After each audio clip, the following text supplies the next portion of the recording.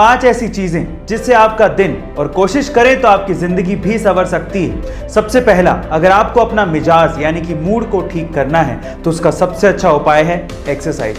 दूसरा, अगर आपको अपना डिसीजन पावर और कंफ्यूजन का लेवल ठीक करना है तो उसका सबसे अच्छा उपाय है मेडिटेशन।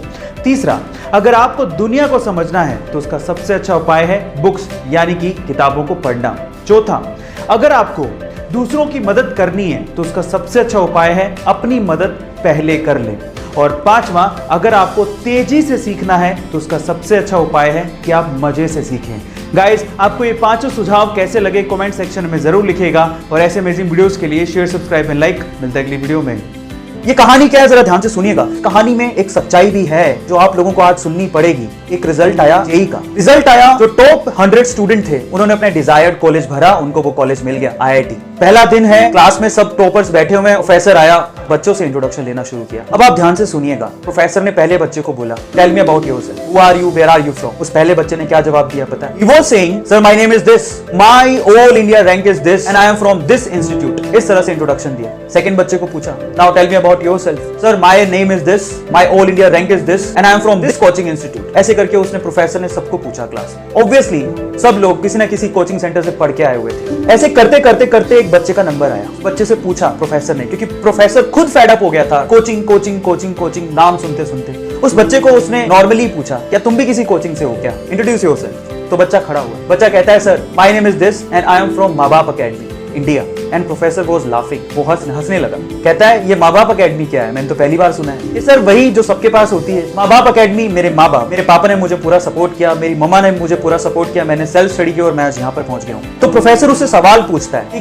तुमने फिर कोचिंग सेंटर ज्वाइन क्यों नहीं किया। बड़े ध्यान से सुनिएगा। अच्छा जवाब देता है कि सर क्या हो जाता कोचिंग सेंटर ज्वाइन करके, वही ऑल इंडिया रैंक 1 है जो वही लकड़ी की बेंच में इसी क्लास में बैठा है, और वहीं मैं हूँ 59th रैंक है सर, और मैं भी उसी क्लास में उसी लकड़ी की बेंच में सामने बैठा हूँ सर। क्या फर्क? हाँ, फर्क सिर्फ इतना है कि वो 2-2.5 लाख रुपए खर्च करके बैठा है और मैं अपने माँ बाप के 2-2.5 लाख रुपए बचा के बैठा हूँ सर। सो प्रोफेसर उसकी बात को सुन के हैरान रह गया। प्रोफेसर से रहा नहीं गया। उसने फिर से एक सवाल पूछा उसी बच्चे से। कहता है, तुमने कभी तो ट्राई किया होगा इस कोचिंग इंस्टीट्यूट के लिए, कभी तो तुम गए होगे। तो उसने जवाब दिया, हाँ सर, मैं गया था। मेरे स्कूल वाले जो टीचर थे वो मेरे घर आए, मेरे पापा से मिले और उनको बोलते हैं आपका बच्चा बहुत होनहार है, इसके लिए कुछ करो, तो किसी इंस्टीट्यूट में दाखिला दिलाओ, ये निकल जाएगा। पर मेरे पापा के पास इतने पैसे नहीं थे, तो उन्होंने अपना घर बेचकर थोड़े बहुत पैसों का जुगाड़ किया और मुझे लेकर गए इस कोचिंग सेंटर में।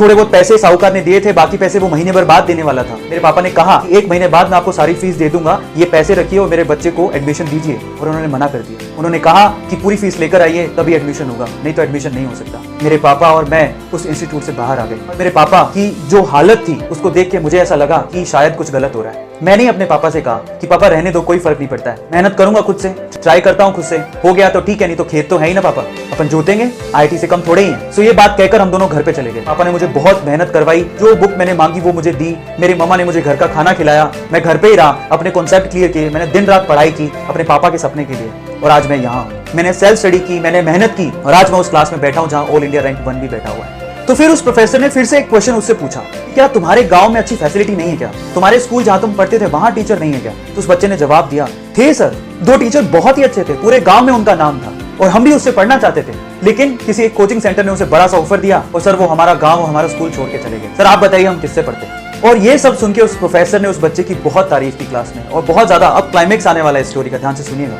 बस इतना कहने की देर थी प्रोफेसर की, इतनी तारीफ करने की देर थी कि जो साइड में फर्स्ट रैंकर बैठा था ना, वो रोने लग गया, वो सहमने लग गया और प्रोफेसर को हाथ ऊपर करके कहता है कि सर मुझे आपसे कुछ शेयर करना है। वो कहता है कि सर मैंने आपसे झूठ बोला sir, I am sorry. Professor कहता है क्या हुआ। वो कहता है कि सर मैंने भी अपने माँ बाप की मदद से ही रैंक 1 बनाया सर, मेरे पापा ने मुझे सपोर्ट किया, मेरी मम्मा ने मुझे सपोर्ट किया और मैं यहाँ पर हूँ।